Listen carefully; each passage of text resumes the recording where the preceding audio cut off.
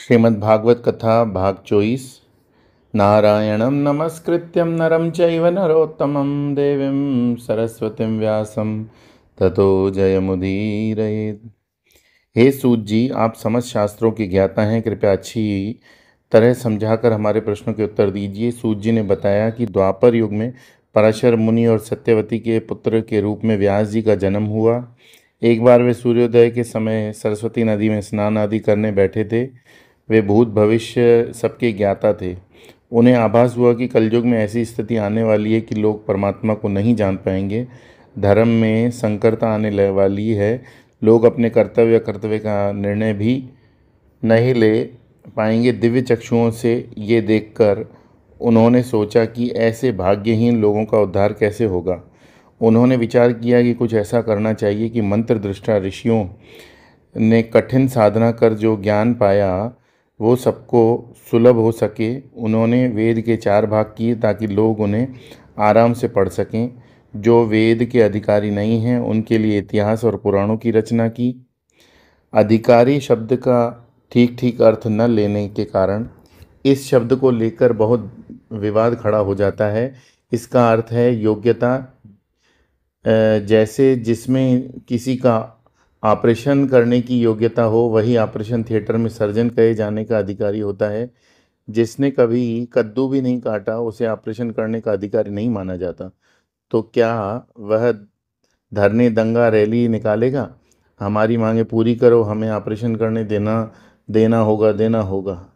इसी प्रकार वेदों में जो सूक्ष्म तत्व प्रतिपादित किए गए हैं, जिस प्रकार उनका निरूपण हुआ, वे सभी को समझ में आ नहीं सकते, रुचिकर भी नहीं लगेंगे। इसलिए उनको ध्यान में रखकर यदि भगवान वेदव्यास जी ने ऐसे ग्रंथ की रचना की जिसके द्वारा मानो किसी दूसरे सरल मार्ग से उसी गंतव्य तक पहुंच जा सकते हैं, उसके लिए व्यास जी की स्तुति की जानी चाहिए, न कि आलोचना। उन्होंने अधिकारी का भेद क्यों किया? सूत जी बताते हैं, ऋग्वेद, सामवेद, यजुर्वेद, अथर्ववेद को उन्होंने अपने शिष्य पैल, वैशंपायन, जैमिनी तथा सुमंतु को पढ़ाया। इतिहास तथा पुराणों को उन्होंने मेरे पिता रोमहर्षण जी को अच्छी तरह पढ़ाया। बाद में चारों वेदों की अनेक शाखाएं, उपशाखाएं भी की। जो मूढ़ हैं, यानी जिनको समझ नहीं है कर्म कैसे करें, धर्म का आचरण कैसे करें जिसमें हमारा उद्धार हो सके, उनको वेद शास्त्रों के सिद्धांत बताने के लिए महाभारत की रचना की। इस प्रकार लोगों के लिए उन्होंने अपना पूरा जीवन समर्पित कर दिया, फिर भी उन्हें कृतकृत्यता का अनुभव नहीं हुआ। वेदव्यास जी सरस्वती के तट पर बैठकर विचार करने लगे कि मैंने सदा निष्कपट भाव से ब्रह्मचर्य का पालन किया, गुरु, वेद, कर्म, अग्नि का भी सम्मान किया। मैंने महाभारत के द्वारा सूक्ष्म वेदांत तत्वों को भी स्पष्ट कर दिया। मुझ में ब्रह्म तेज है, फिर भी हृदय में खालीपन क्यों?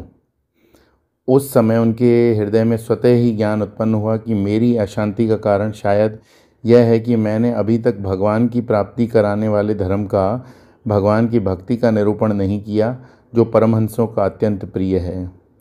किं वा भागवता धर्मा न प्रायेण निरूपिताः प्रियाः परमहंसानां त एव यच्युत प्रियः।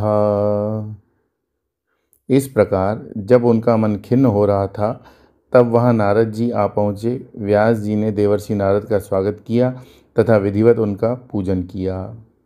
नारद जी द्वारा व्यास जी को भगवान के यशोगान का उपदेश। महामुनि वेदव्यास जी के आसन दिए जाने पर नारद जी प्रसन्न मन से बैठे, चेहरे पर मुस्कान थी। उन्होंने पूछा, हे व्यास जी, आपका मन अपने शरीर द्वारा किए गए कर्मों से संतुष्ट तो है ना? आपकी सभी जिज्ञासाएं शांत तो हो गई हैं ना? आपने अत्यंत सुंदर महाभारत काव्य की रचना की। आपने सनातन ब्रह्म तत्व को भी अच्छी तरह जाना। अब आपका जीवन कृतार्थ होना चाहिए, लेकिन आप मुझे शोकाकुल नजर आ रहे हैं। कृपया इसका कारण बताइए। व्यास जी ने कहा, आपने मेरे बारे में बिल्कुल ठीक कहा, जो कुछ भी कहें, लेकिन मेरे मन में अभी भी संतोष, शांति नहीं। आप ब्रह्मा जी के मानस पुत्र हैं, पुराण पुरुष, परमात्मा के उपासक, सूर्य की भांति त्रिलोक में भ्रमण करने वाले वायु के समान सभी के अंतःकरण के साक्षी मुझ में क्या कमी है ये बतलाने की कृपा करें। एक संत थे, बचपन से प्रखर वैराग्य था उनमें, बहुत पढ़े लिखे थे, बहुत अच्छे कार्य किए थे, एक पत्रिका का संपादन भी किया था। एक दिन मन में आया कि ये सब कब तक करता रहूँगा। पूर्णता खोज में भटकने लगे, खूब घूमे पर शांति नहीं मिली। एक महात्मा के पास गए, दूर से देखा लेकिन अकड़ थी, नमस्कार किए बिना ही चल दिए। महात्मा शांत बैठे थे। वे 1 मील जाकर किसी प्रेरणावश वापस लौटे, नमस्कार किया तो लेकिन बैठे तो अपनी ही हाँकने लगे। अपने लिखे ग्रंथों के बारे में, अपनी शिक्षा के बारे में बताते हुए सिद्ध करने का प्रयत्न कर रहे थे कि मैं कितना बड़ा महात्मा हूँ। तब गुरु ने कहा, देखो, महात्मा बनने के चक्कर में मत पड़ो, कुछ भी बनना ही है तो इंसान बनो। इस एक वाक्य से उनके हृदय में ऐसा स्पर्श किया कि जीवन का सारा भटकाव दूर हो गया। यह बहुत महत्व की बात है। हम सब लोग बड़ी बड़ी बातें करते हैं, हमें भगवान की प्राप्ति करनी है, जगत का उद्धार करना है इत्यादि। इनके बीच हमारा मनुष्यत्व नष्ट हो गया।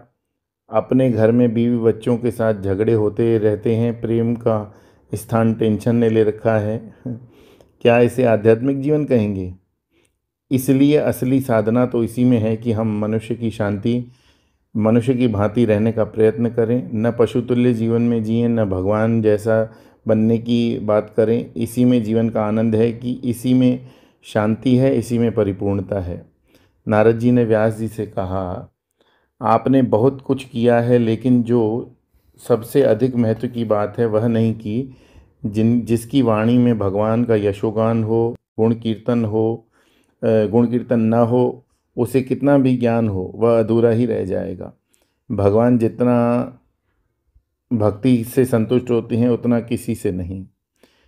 जिस शास्त्र में भगवान वासुदेव की महिमा का गान नहीं, वह शास्त्र, वह धर्म अपूर्ण है।